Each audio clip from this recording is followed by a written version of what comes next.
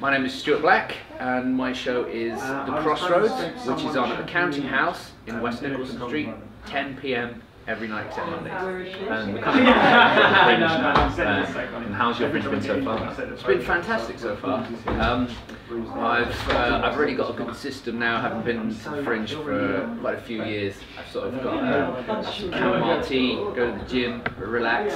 And when I first came, I used to just get drunk the whole time, and I'd be finished by this point. But now I've really learned to pace myself, so I'm really enjoying it. There's quite a few comedians have said about that, having like a good routine for getting ready for their show. Is this something? How long did it take you to go? Actually, maybe not getting drunk every night is the best philosophy. About 5 years, I think.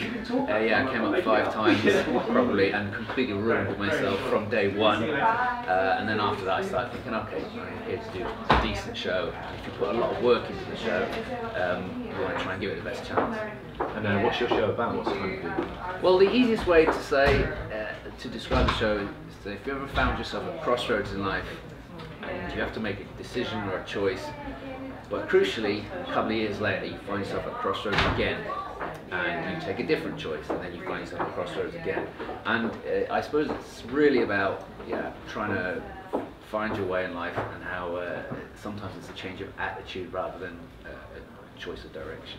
And this is kind of included in your new routine, is that part of it? Or? Yeah, it's based on the fact that my life has been a very unusual series of disasters and successes. I mean, we all know people who've lived off the grid completely, but I lived in a van, I lived in an abandoned mental hospital.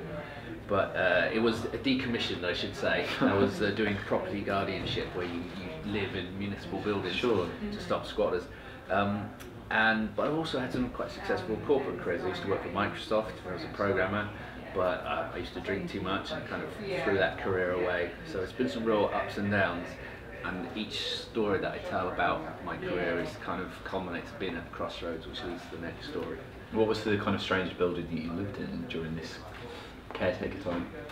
That was it. It was in Tootingback, South London, and it used to be a mental institution, and it had been decommissioned. It wasn't completely derelict, but it was a bit run down.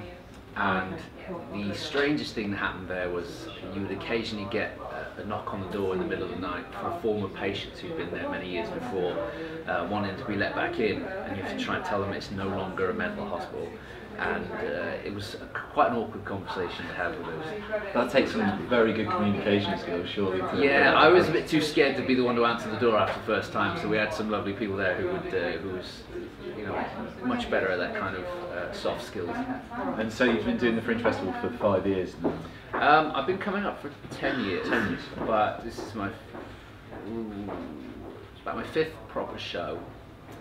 Prior to that, I would just come up and do like showcase shows and various spots. But I think this is my 5th proper hour. And in terms of if you were saying something to a comedy performer that was just starting up, who was coming up for their first year, what was the piece of advice you'd give them? Well, in terms of lifestyle advice, pace yourself.